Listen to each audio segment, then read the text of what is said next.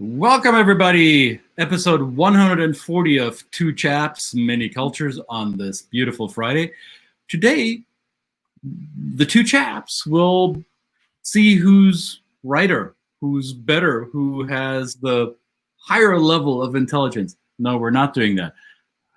However, we will talk about your coworkers, your bosses, your associates who have a hard time being wronged. And what are some ways to deal with that? Stick around.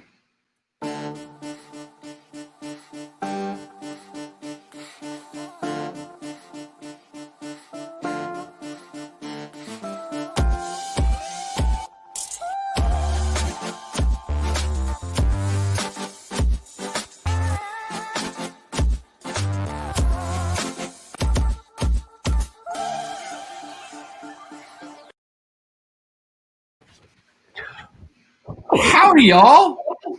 Hey, y'all. Hey, y'all. Howdy, y'all. How y'all doing? Well, I'm just fine. As you should know, here in the southern United States, you can use the pluralis majestatis for single individuals, right? And Yep. Here I am throwing a Latin technical term at you. Yeah, because I like to be the smart guy in the room, right? That's right. That's You right. like to be right. Well, welcome, everybody. This is 140 episode of Two Chaps, Many Cultures, the show of the business of culture and the culture of business. And yes, there are certain circumstances where we're confronted with work colleagues that have a need to show their expertise, and of course, if you challenge that expertise, what is their ability to actually be humble and say, you know what, maybe I was wrong? Or do they say, you know what, no, I'm right. I don't care what you say. And I'm sure y'all.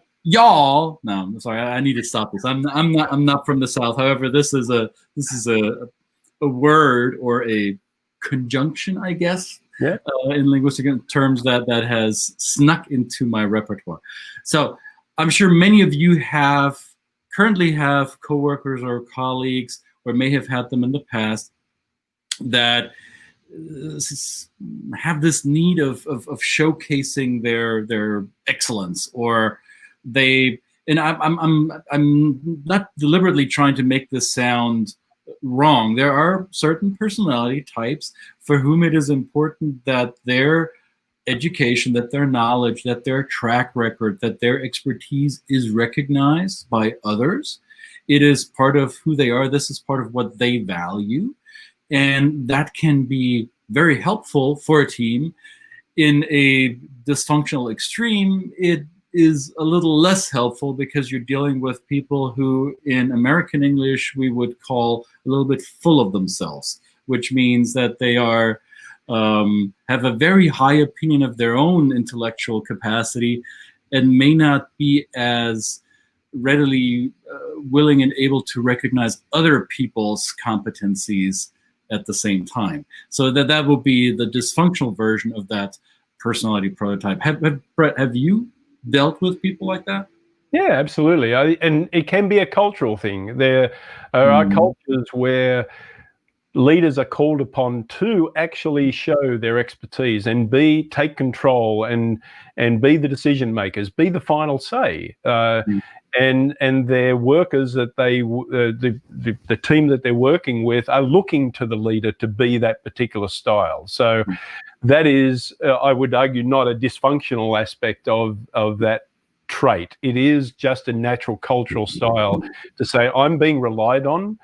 My team needs it for their sense of certainty and continuity, that I take control and I be the one that makes the final decision. And therefore that may include me having to sometimes be seen to shutting down any challenge to that authority. So that can be a cultural thing, yes. And I've come across it or I've seen it in certain clients as well. And when you dig into it, the more humble of them say, yes, I know that is true of me, but that's how I've had to be. And now when they go into a new culture, kind of teasing that out and saying, how can you move or style switch there, is a really big skill set. And that's possibly something we can give some tips on today. Yeah. And I don't want to poo-poo my native culture. However, the German education system, or the education systems in German-speaking countries, seem to elevate these personality traits, because that's behavior that people learn that it's rewarded, so they continue doing it. So you see in a corporate context, you can see people who always want to be right, or who in fact are often right, or who have a high level of expertise. They, in some corporate contexts, they are allowed to reach the highest ranks of leadership and decision making. And in other corporate contexts, that is not the personality type that will allow you to ascend to the C-suite as easily. So I think it's a, for me, it was a rough awakening at first when I began my professional career. That was before I dabbled with cross-cultural stuff. That in Anglo-Saxon cultures, the PhD or the super brain or the researcher or the quote-unquote nerd isn't necessarily the person that's at the top of the hierarchy. And for me, that was like, well, why not? Because in my environment, the environment that I grew up in, the people who call the shots are the ones with the highest level of education. You look into many German, Austrian, Swiss, Dutch, Belgian, I'd say Polish, Danish, some other Nordics as well, in those organizations, and you look at their leadership suite, and you will find that more often than not, the top decision makers have high academic degrees, or have maybe a background in research, or are in other ways academically trained. They have some kind of acronym alphabet soup behind their names, which are an indicator of their skill set, of their education, of their competency, regardless whether these people have actual people leadership skills or not. That I learned later on in life. Just because you have a high level of academic achievement and all the diplomas hanging on your wall doesn't necessarily make you a great leader of people. However, in some cultural contexts, the education comes first. That is the indicator why somebody should be given the decision-making capacity. Whereas I noticed in Anglo-Saxon cultures, whether it be in Great Britain and North America, I believe Australia, New Zealand are very similar in that regard. It is not necessarily the PhD who climbs the corporate ladder fastest. It's the person who can cast a vision, who has a big picture view, who is more entrepreneurially minded, and can incite, motivate, inspire, make fire under the butt of people and get them to do things, right? So that doesn't necessarily mean they have to have a professor or PhD type. No, and yeah, you're right. You mentioned Australia, my country, where somebody who comes in with those the big boots and the big hat will basically be cut down a little bit, and not in a mean way, and certainly a sarcastic way, joking way to start with, in the hope that you will get the message and that kind of coded. The coded interaction of saying, yeah, well, like, tone it down a bit, pal. We're all friends and allies here, so we don't need you to be right all the time. We need you to actually just pull the collective a little bit more. So so that is right. So, but it is confronting then having to navigate that in a professional sense. If somebody is completely blind to their proclivity for doing this, and having to actually be right and standing on their own, completely independent viewpoint of what is right and wrong in terms of the project or any decision that's being made, right. it kind of then does sort of shut down particular. So there are personality traits, and if we move it outside of culture, and I know that Christian, you've got a great tool you use in terms of maybe helping people recognize this in themselves, right? Yeah. Well, before we dive into that, thank you for queuing that up or reminding me of that. So we're curious. So wherever in the world you're watching this, whether you're watching it right now live on this Friday, January 22nd, or whether you're watching the recording 10 years from now, feel free to give us a like, give us a comment, maybe share your story of having coworkers, colleagues, superiors, or team members who fall into that personality prototype of always want to be right, or being in the personality profiling tool that we use, we call them the knowledge types.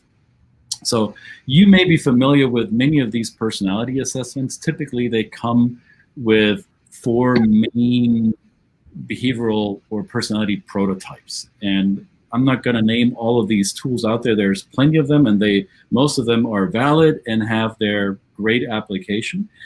I simply found that many of them tend to be a bit difficult to understand and then debrief and finally to apply. You sometimes need a PhD to understand them.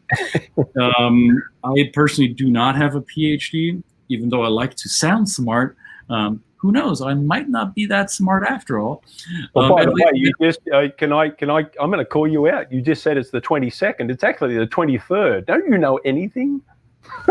It's the 23rd in Australia, maybe. Yes. No. And if you're watching this live, I don't know. I just got pinged. This is something. I live in the United States.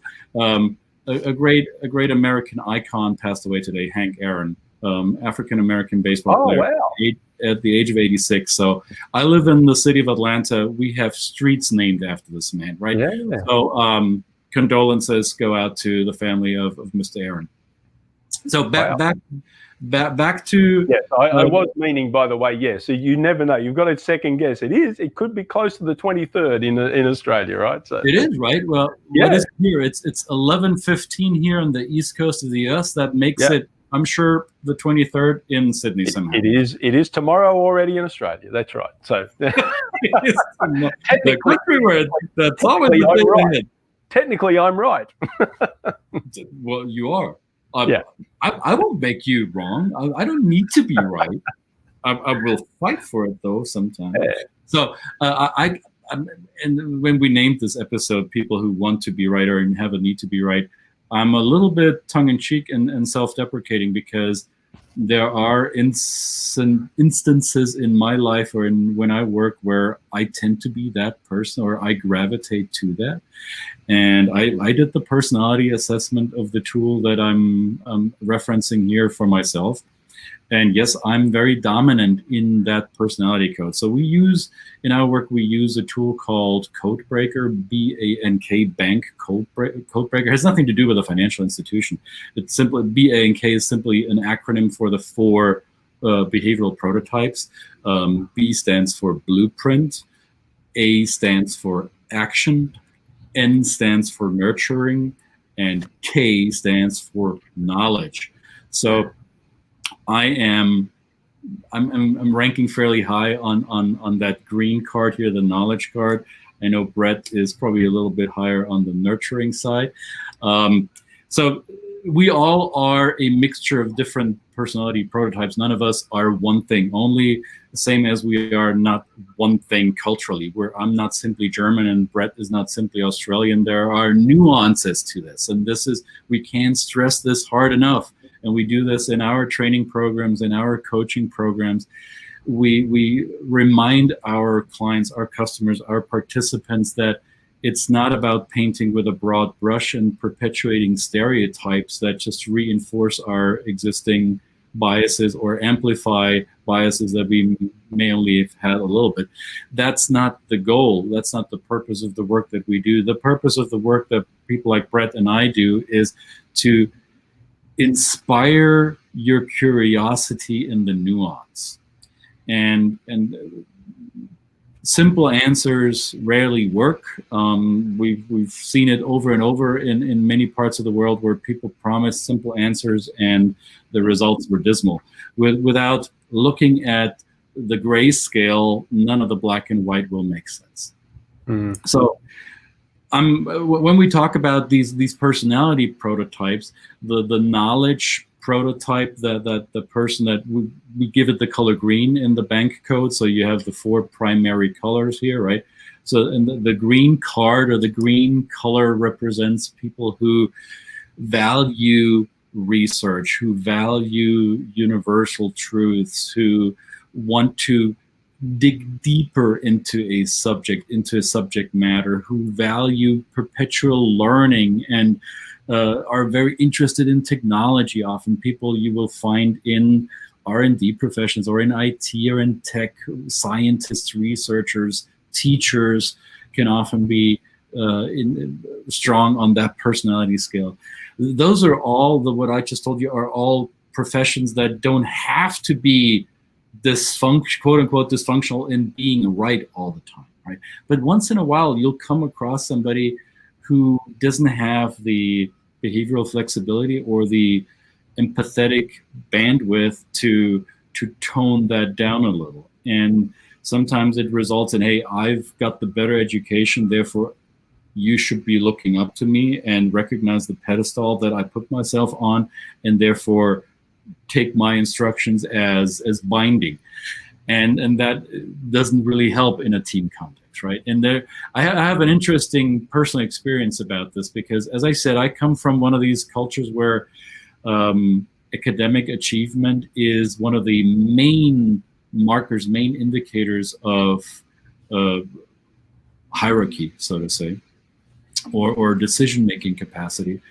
And I was doing work with a new corporate client who back then I had just signed the contract with, and it was a big contract. So I knew this was going to be years of work with this client. I was really happy about it. And we were doing this work at one of their foreign sites. So this was a German company doing business in the United States, and we were contracted to work with them here in the United States. And it was announced through the media, oh, there's a new CEO incoming for this particular site.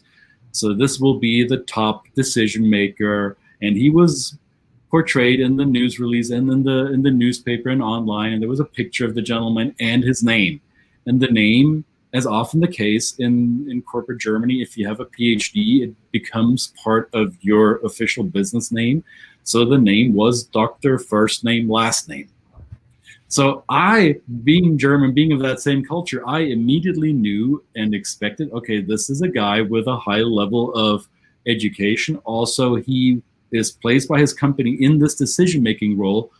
I better show deference. I better make sure that I recognize his authority, which is given to him or which he earned by education, right? High degree of knowledge. So I meet this gentleman in a social function, like a Chamber of Commerce networking function. And I approach him, I introduce myself, and I address him as it is the custom still in Germany in a more formal style by saying his last name followed or preceded by the doctor title. So I would say, good day, Mr. Doctor, last name. And in German, that would be, you would continue that. You would continue on that formal path, Mr. Doctor so-and-so, and Mr. Doctor so-and-so, and yes, Mr. Doctor so-and-so, and of course, Mr. Doctor so-and-so. And this went on for about less than 2 minutes when he took me aside and said, all right, I think we now established that I have a PhD. Can we cut that crap, please? And my first name is. So he lowered the formality bar for me within 2 minutes, which is, for Germans of that caliber and that generation, I thought it was quite fast. And he said, we both know we're here in the United States where hierarchies are different, formalities don't matter this much, and my PhD isn't as relevant. So we both acknowledge that I have it, it's done, call me by my first name. So this was a gentleman yes, high in knowledge, and having with a high degree of cultural and emotional intelligence to recognize that being a dysfunctional knowledge type will not win him anything. So he was very quick to step down from the perceived pedestal and become a commoner and say, hey, I'm one of you. Yes, I'm leading here. And yes, I'm approachable. Please call me by my first name. So I was deeply impressed by this gentleman's intuitive, almost cultural intelligence, because this was his first assignment in an Anglo-Saxon country.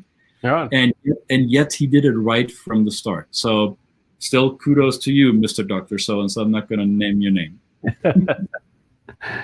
Yeah, that's right. I mean, but say he had have shown up and he, he had a particular, we obviously give certain amount of information or in a certain way in the work that we do.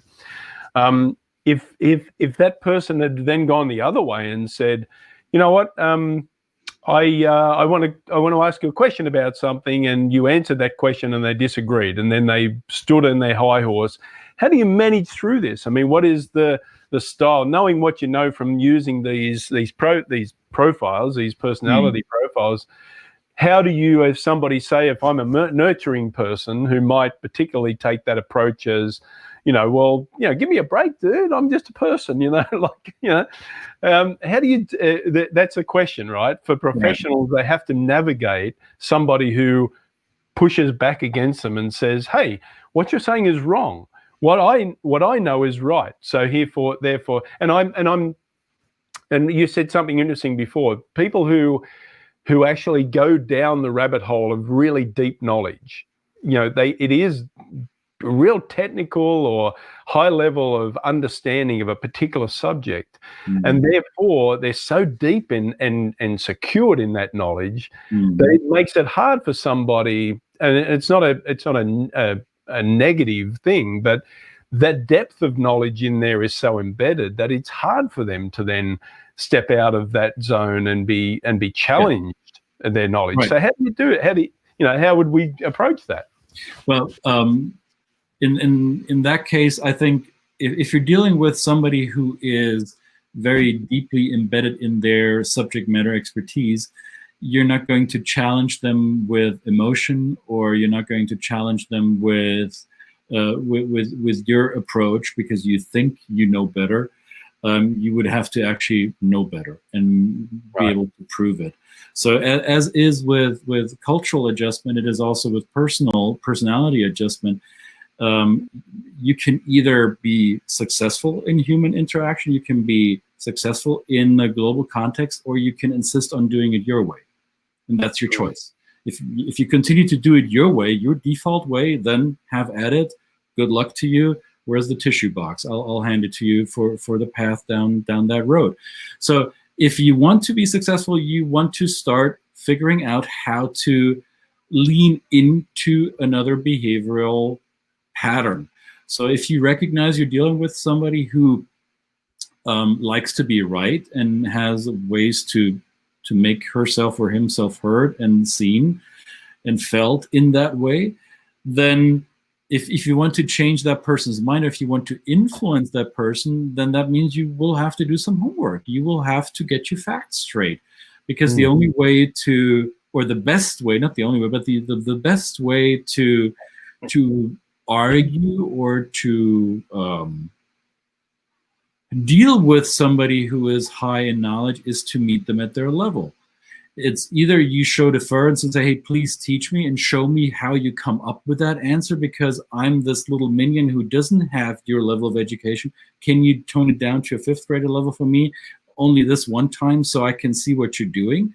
And maybe you catch them in an error and say, oh, and I noticed you did this. Are you really sure about this? Because my data shows that. So that will be an entry point for you to challenge, or you yourself smart up on that subject matter expertise and go into that challenge, go into the data comparison. Say, well, I have this, you say that. Let's see who's got the more valid data.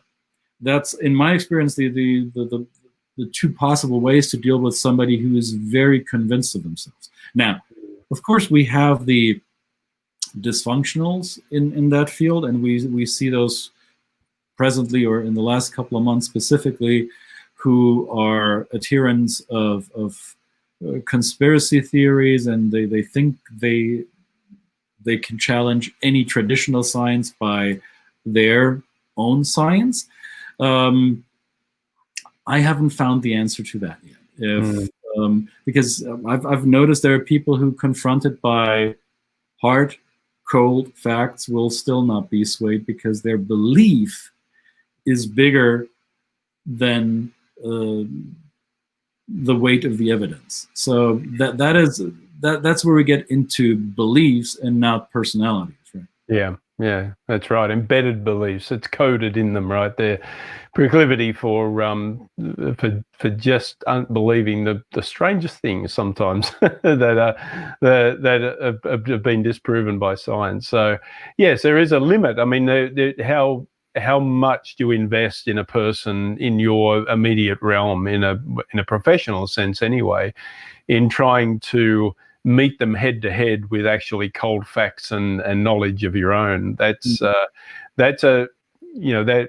dynamic that should be left to the particular context, and it's not something that can possibly be answered unless we know the whole situation. And I guess professional organizations that do understand that or do identify any type of dysfunction between particular individual colleagues or in teams and that kind of thing do take active steps to bring outsiders in, because an outsider perspective can take the personal out of it. Yes. It's no longer a personal trait then.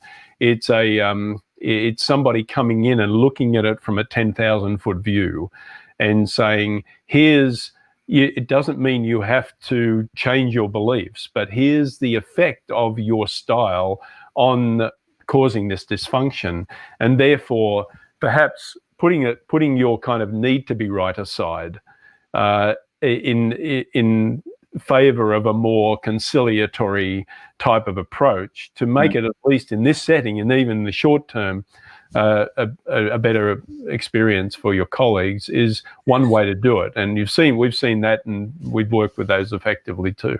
I've had this experience last year with one of my clients. I was asked by the human resources department of this. It's a chemical company, fairly big company, and the leader of their quality assurance / research lab, who's super high knowledge, super chemical engineering, through the roof smart guy. And he has like 15, 20 people in his lab that report to him. So there's the cultural component. He's an outsider. He does not belong to the cultural majority of the team that he oversees. And then he's also in high knowledge. And human resources was frustrated to no end, because they said, we give this person leadership role and we don't see the potential fulfilled yet because he rubs people the wrong way. Can you help? So I was brought in as a coach to this individual, and I told my client right away, I said, before you bring me on as a coach to your high K super smart research lab leader, I'd love to do the work, but it will not work until he and I have forgive my crude language, until he and I have a pissing contest, right? We need to compare our minds first before he will allow me in. Because if your employee doesn't see me as a peer, then you will have spent money and wasted it. I will still do the work, but I promise you results will be minimal. So I say, I will take the contract, I will take this deal. However, we'll have a sit down with this gentleman first to see whether he can accept me as a peer of knowledge. Obviously, I'm not a chemical engineer. So when I sat down with him, I said, well, we're not going to have a conversation about this, because obviously you're the authority here. Now, let's talk about what I think you're missing, and that's where I am the authority. So I built my my competency to his level in different fields, but at the same height, right? And we did this within like 30, 45 minutes. And he was like, okay, I was reluctant to talk to you, but I think I know you. I think it looks like you know your stuff. So yeah, let's get the schedule. So that's how I got in with that gentleman. That's how I was able to produce results for that HR team, who then, as a result of our work together, restructured his team. They said, okay, then we'll put these people over in that lab and give other people to him, because now we know his behavioral preference. We know what he's able to adjust to and what he struggles adjusting to. So why try to force a square peg down a round hole? Let's reorganize and make this work for all of us. Done. Thank you very much. And you're right. That's not that. Well, I didn't go about it because I wanted to be right. I went into it, and this is where my nurture comes up. I wanted to help. My desire was to, hey, you guys have a problem, and you recognize it. Thank you. And you come to me because you think I can help you with that problem. I'm humbled and honored, and I'm excited to do it. So for me, the reward is, yes, there's a monetary reward, and also seeing, hey, we got people working well together now. This is the where you walk away and see them do it rather than fight it. Yeah, no, and I was being facetious, but that is the thing, right? Is that at the very core of why I do this work is really the nurturing part of it. I bring that up. It is when I tell people why I do what I do, it is that I understand how the day-to-day interactions that you have at work can affect your whole psyche, your whole emotions, and no matter how much certain people can delineate that between their work life and home life, it does leak over. So, I tell people what we're talking about today in understanding cultures and the frustrations that can come along with it, and interacting with people that they're different styles and that kind of thing. It can really have an effect on your larger psyche. So this is a bigger effect than just you as a professional, even though the professional part might be the target. But right now we're looking at the outside of the target and what might be hit by the stray arrows that are caused that come in with the problems areas. So it is interesting to bring in that nurturing side of it. To your point, this lab leader's wife and his family, I learned during that process, were highly frustrated with Daddy coming home frustrated. Yeah. Daddy was frustrated. His family was too, because Daddy didn't spend time with the son. He spent time into the late hours to try to correct what his team didn't do right. And taking that pressure out didn't only help the individual in his role, it helped the family setup, and it helped relieve some psychological stress on the team side, right? Yeah, all in the pursuit of harmony, after all. So, and we can then go away and do what we want to do now, and go away and enjoy our weekends. I don't know what I'll be doing. I'll be just spending time with the family, and, at home, just for a change, because we can't go anywhere. But that's fine too. Home is where the heart is. So I'll be going to India tomorrow. How's that? Going to India? Nice. Yeah, I have the honor of being invited to a learning session with the IBS, the International Business School of Hyderabad. So I'm super excited to be presenting to. Well, I don't even know who's going to be in the audience, but hey, India it will be. All right. Well, very cool. Well, this is episode 140 of the Two Chaps Mini Cultures. If you like what you hear and see, please hit the subscribe button on YouTube if you can, and hit us up on any of the social media little spots that we live in this.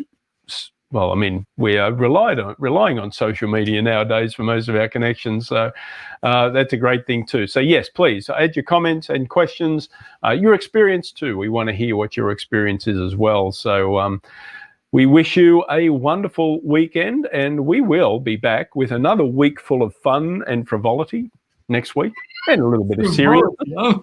I'm looking forward to that. There will be costumes and there will be fun and frivolity. Oh, right. It is carnival after all, isn't it? All right, then. Oh, I'll take that. No worries at all. Well, fantastic. Well, you have a wonderful weekend, sir. Same I to look you, forward my to friend. seeing you. And this is Two Chaps, Many Cultures, 140. We are out. See you next week. Bye-bye. Bye.